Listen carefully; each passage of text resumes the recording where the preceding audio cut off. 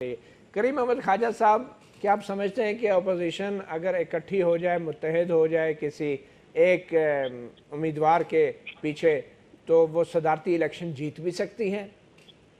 Definitely वो depend करता है अपना फर्द पर जो आप सामने ला रहे हैं इलेक्शन के लिए।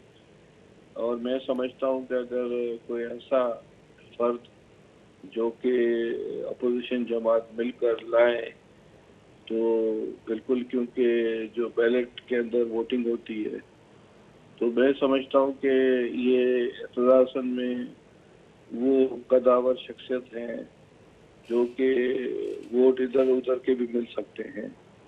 मौलाना के लिए हमें एहतराम है, मगर मौलाना ये इधर उधर से आपकी मुराद क्या है?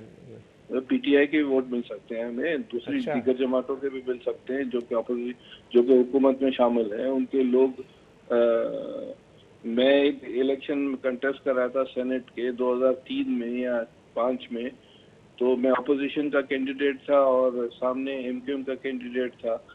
एमक्यूएम वालों को 90 वोट मिले, जबकि हमारे 61 वोट थे और मुझे 64 वोट मिले। तो ये इस तरह हो जाता है, बैलेट बॉक्स के अंदर वोट्स मिल जाते हैं। कभी कभी तो गलती से भी पड़ जाते हैं वोट। नहीं, उसको आप गलती कहिए या कुछ भी कहे, मैं तो बहुत छोटा आदमी हूँ। अच्छा। एतराज हसन तो बहुत बड़ा एक कदावर शख्सियत है, तो उसमें वो है चार्म और अट्रैक्शन है कि उसके तहत उसको वोट मिल सकते मगर हैं। ख्वाजा साहब, एक बैरिस्टर जिसकी सारी उम्र बहुत ज़बरदस्त गुजरी लॉयर्स मूवमेंट में और बड़ी ताकतवर शख्सियत, वो ममनून हुसैन साहब की कुर्सी पे जब जाके बैठेंगे तो कैसा लगेगा आपको? कॉन्स्टिट्यूशनल होता है और मेरे ख्याल से एक बहुत ऊंचा होता है पाकिस्तान में। ठीक। ये अपनी जगह पर है कि सेरेमोनियल होता है। क्वीन का जो होता है इंग्लैंड में, वो भी सेरेमोनियल है, ठीक। मगर ठीक। Queen is a queen. इसी तरह president is the president of Pakistan.